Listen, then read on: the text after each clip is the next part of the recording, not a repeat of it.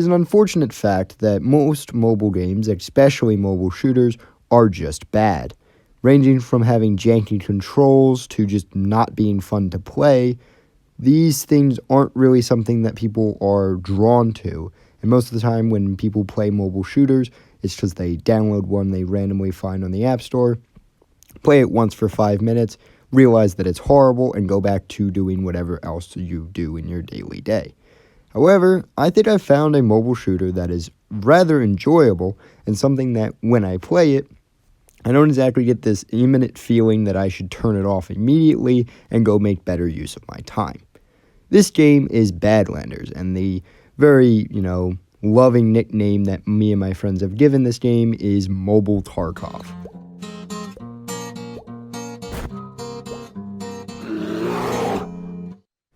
Badlanders is basically Mobile Tarkov, with a shooting style that's very similar to PUBG Mobile, and an inventory style and really just general gameplay style that is oddly reminiscent of Tarkov.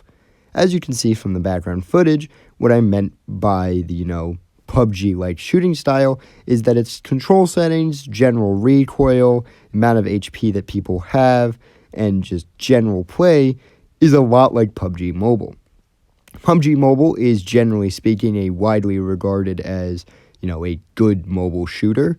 And while I personally am not a fan of it, I am a fan of this game. So maybe I am not the most reliable narrator when it comes to judging shooting styles in a mobile game.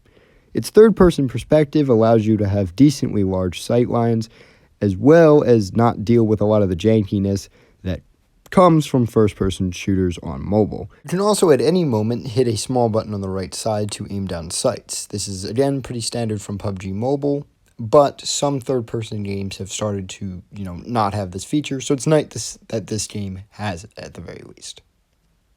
While this game has a lot of really cool systems that it gets from Tarkov, such as insurance, the fact to be able to bring in certain weapons into encounters, generally how the armor system works, and, the inventory system, such as different pockets and the safe and all that other stuff that comes straight from Tarkov, one of the coolest features is its vast amount of weapon customization.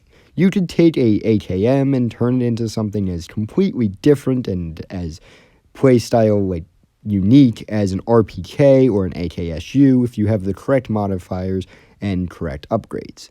A blue AKM, on one hand, can be a weapon that is a god, and a white AKM can be something that is just trash you throw and scrap as soon as you get back to your shelter.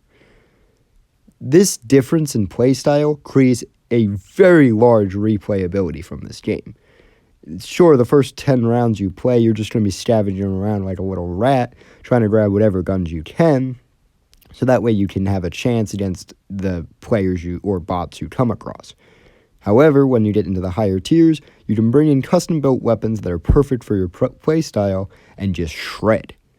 Speaking of shredding, the TTK in this game is very fast.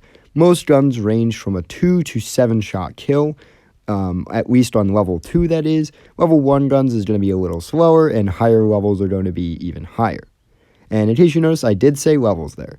There are different levels of guns, meaning there's a level 1 AK and a level 5 AK, which all have different rarities. This level, though, is not acquired by the nat characteristics of a gun you randomly find, but by the attachments and upgrades you stick on it, meaning if there's a particular AK you are particularly in love with, you can keep it all the way up until endgame just by giving it better attachments, like blue, red dots, or other stuff. Speaking of the higher level attachments, these things also have a very unique system built in place, which are specialty perks. Each different higher level item will offer a different perk that most of the time seem to be random.